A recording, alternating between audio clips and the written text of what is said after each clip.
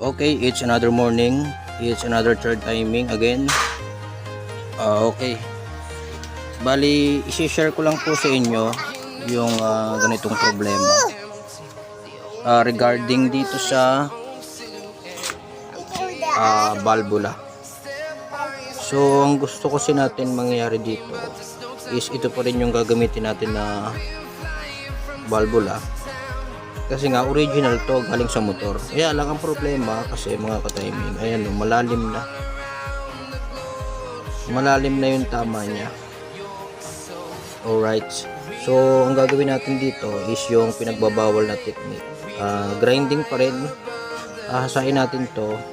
Ibabalik natin sa dating fitting. Kasi ang presyo nito, original na price nito mga ka-timing ay 750 ang isang piraso. Pero yung replacement lang, mabibili natin siya ng 250 pesos, dalawa na sila. Okay, kasi ang gusto natin is original, yung mapabalik pa rin. Kaya lang dahil medyo may kamahalan nga, hindi afford ng ating customer yung is ibabalik natin sa fitting to. So ganito yung gagawin nating diskarte para ma-fit natin siya kasi malalim na talaga siya at ito malalim na rin mga ka-timing. So talagang obligadong palitan tong valvula na to. Pero meron pa rin tayong ibang method dyan na ginagawa. Talagang matagal ko na siyang ginagawa. Hanggang ngayon ay buhay na buhay pa rin yung motor. Siguro nasa 18 years nang gamit yung motor, pero hanggang ngayon buhay na buhay pa rin yung motor dahil nga yung valvula niya ay original pa rin siya. So ibabalik natin siya sa original. So hinasa ko lang siya. Hasain ulit natin ito mga ka-timing ito. So gagamit tayo ng liha na ganito makapal, 35 ba yung sukat nito, 36 yung kapal. So mas mabilis yan mahasa kapag ito yung ginamit natin.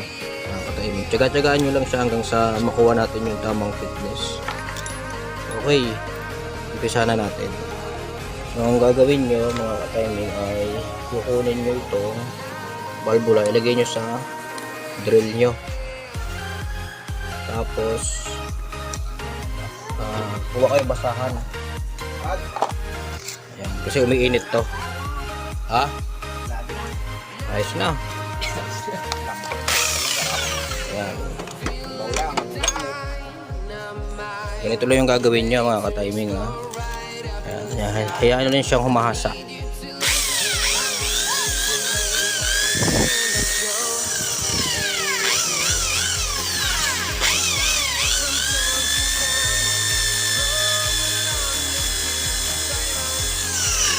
Ayan o mga ka-timing, kung mapapansin nyo, ayan o, humahagod siya, pumapantay siya, pumapantay na siya. So tuloy-tuloy nyo lang yung hasa niya kasi pantay yan pagka ganyan dapat ang posisyon ng hasa nyo, no?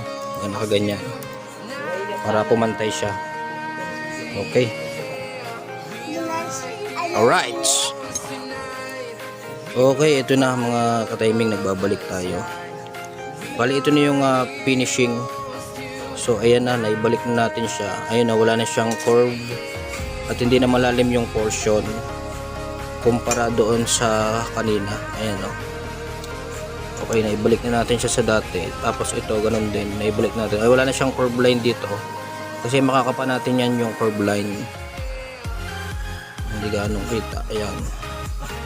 So pwede na natin itong ibalik. Tapos lagyan natin kung mayroon siyang singaw. Babalik na natin siya doon sa cylinder head.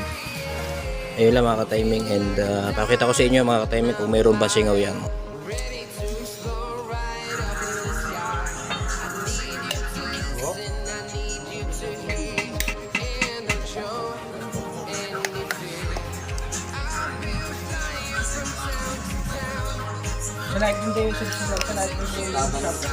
Dala na ang ganun.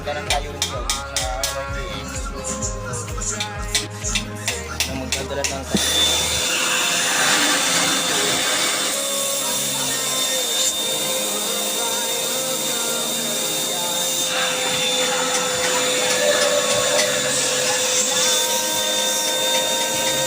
Ayan, so wala na tayong nakikitang singaw. O all goods na yan. Wala na.